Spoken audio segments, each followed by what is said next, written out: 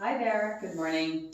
I'm getting ready to go for a bike ride and I wanted to share with you some exercises to help prepare your body for the effort and the movement involved in riding a bike. So if you think about riding a bike, it takes balance. Balance takes core, right? Also, you have your hands on the handles of your bike and sort of leaning forward often, unless you're one of those very fancy people who can bike ride without holding onto the handlebars. But holding on the handlebars is a lot of weight on your shoulders, so we're going to work on stabilizing the core, bringing a little bit of energy and engagement into the shoulders. Obviously, a lot of leg work involved in bike riding, so we're going to sort of wake up the hamstrings and the glutes a little bit to prepare us for that exercise.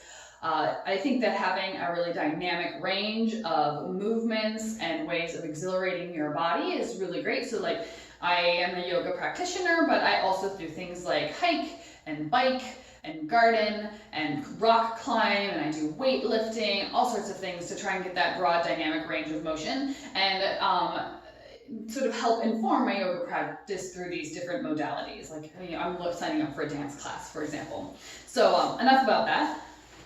Let's get started with core stabilization. So I know I talk about this exercise a lot because it's one of my favorite exercises and it's actually really served me very well over the years of the marching exercise. So start this exercise by lying down on your back. You can have a blanket or a pillow underneath your head to give you some support.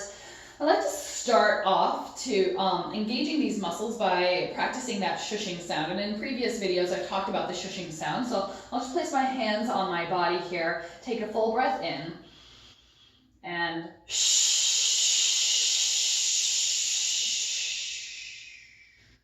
When I make that shushing sound, I can feel my rib cage hugging in around my organs, sort of cinching down towards my pelvis. I feel these muscles in my core hugging together and then down towards the floor. All of these muscles are sort of supporting my back, my pelvis, and the lower portion of my rib cage. Now those muscles are engaged and I'm ready to begin my marching exercise. So as you inhale, you lift up your right foot.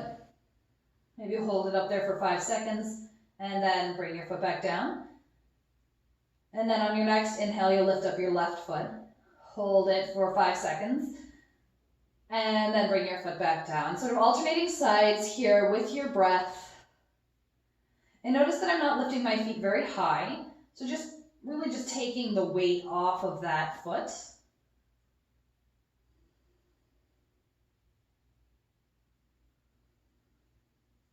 And you can add some arms to this. So as I lift up my left foot, I'm going to reach my right arm up and overhead. Try to maintain that strong core here, those tight rib cage.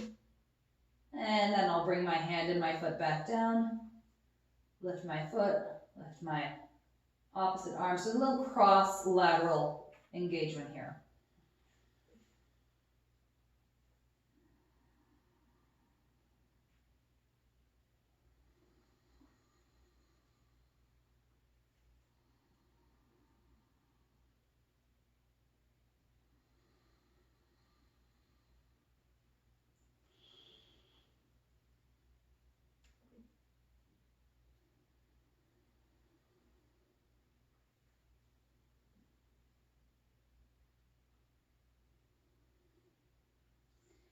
And you can challenge yourself by walking your feet a little bit further away.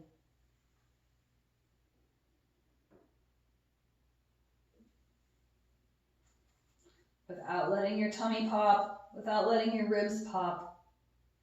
And if you feel like you're starting to lose that engagement, walk your feet back in.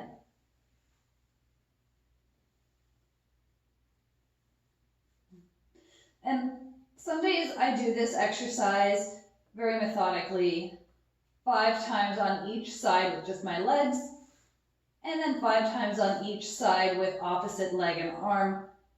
Other times I feel just kind of like experimenting in this movement, sort of the transitioning between feet and arms, walking my feet away, walking my feet wider, and just sort of playing around, seeing how these movements are affected by my core, or how my core receives these movements.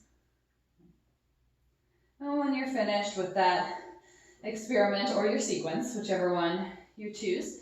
You can do a little wiggle. And then move that blanket out of from underneath your head so that your head can rest flat on the floor. Now we stabilize this core area, sort of woke up that area of your body, and start working on hamstrings and glutes, working on the legs. So for bridge pose, you'll rock your pelvis towards you so you're reaching your tailbone between your thighs, and then inhale as you lift your hips up into the air. Exhale as you roll your back down. Now we're really trying to keep those hamstrings and those glutes engaged, so keep reaching your tailbone between your thighs as you roll back down so that your pelvis lands on the floor last. Inhale as you lift up. Exhale as you release. Think about keeping these ribs down, hugging around your body.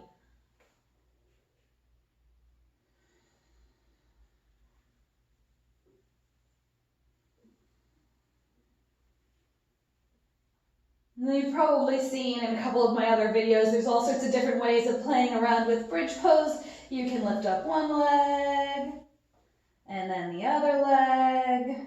You can walk your feet away from you, and then back towards you. So this morning, I want to bring my legs wide and let my knees fall in towards each other.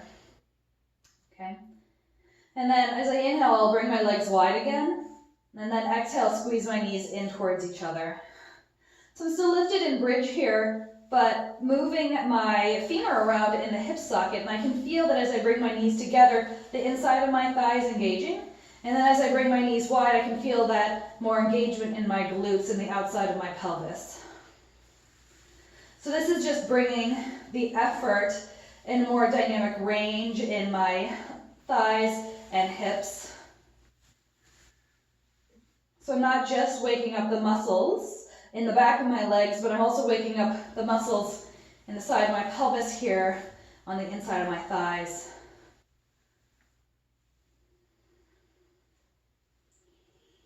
And when you feel like those puppies are all woken up, lower yourself back down and give yourself a little hug.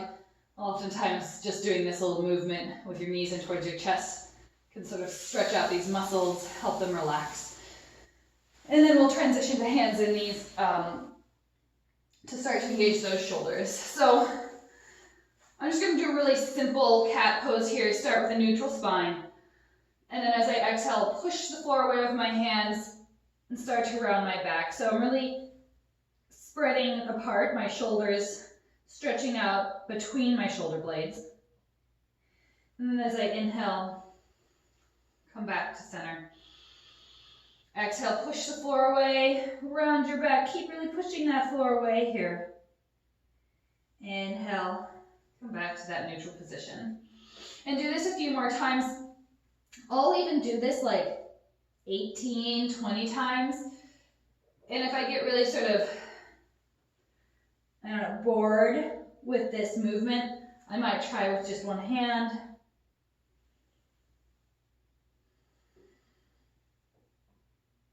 And this movement is waking up the muscles underneath your shoulder blade. So those are the muscles that hold your shoulders or your arms onto your body, right?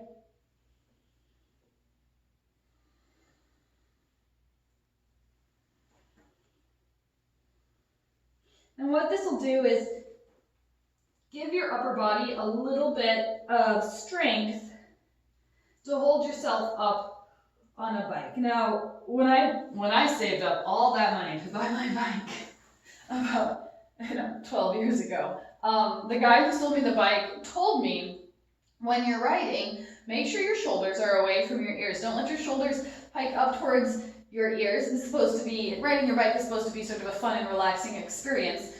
Now, if you think about it, when my muscles and my shoulders are relaxed and not engaged, you can kind of see how my shoulders come up by my ears. There's a big dip between my shoulder blades, versus if I pull my shoulders away from my ears and engage those muscles a little bit, have a long, relaxed neck, I'm sort of pushing the floor away, right?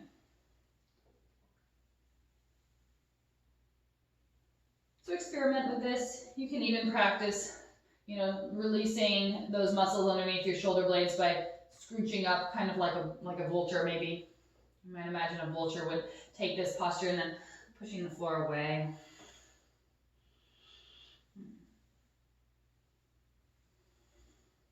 Right. Sort of playing a little bit.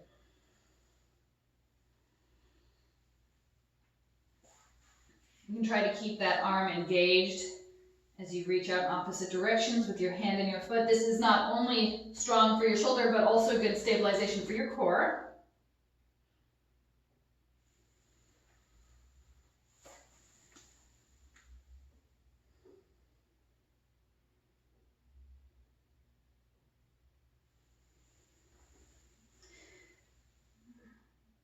All right. And just wriggle out your wrists a little bit. We'll move back down onto the floor and do a little twist. And I like to do a twist not only because it's a good stretch for my low back, but it's also a good way of engaging the muscles that wrap around your core. So your spine can do these twisting movements, but it does take muscle and strength to make those movements happen.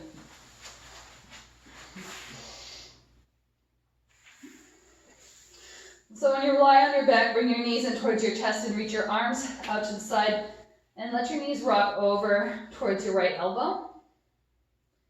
And then come back to center and bring those knees over towards your left elbow. And come back to center. You'll alternate sides and you might, as you go, move a little bit closer to the floor with your knees.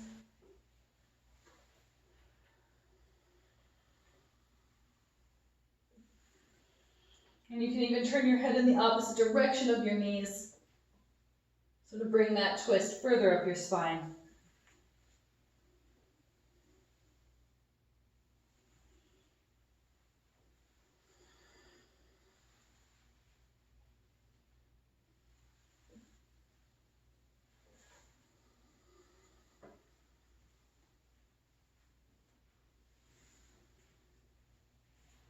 Place your hands on your kneecaps. Inhale as you push your knees away from your body with your arms, and then exhale as you draw your knees back in towards your body. This is just a nice way to sort of passively neutralize your back.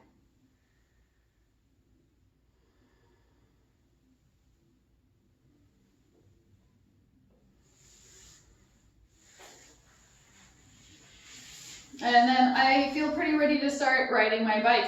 My legs and hamstrings are engaged. My shoulders feel awake and feel the muscles around my core sort of hugging my low back. I'm going to protect my low back as I ride my bike. And hopefully the sun will come out and it'll be a beautiful day.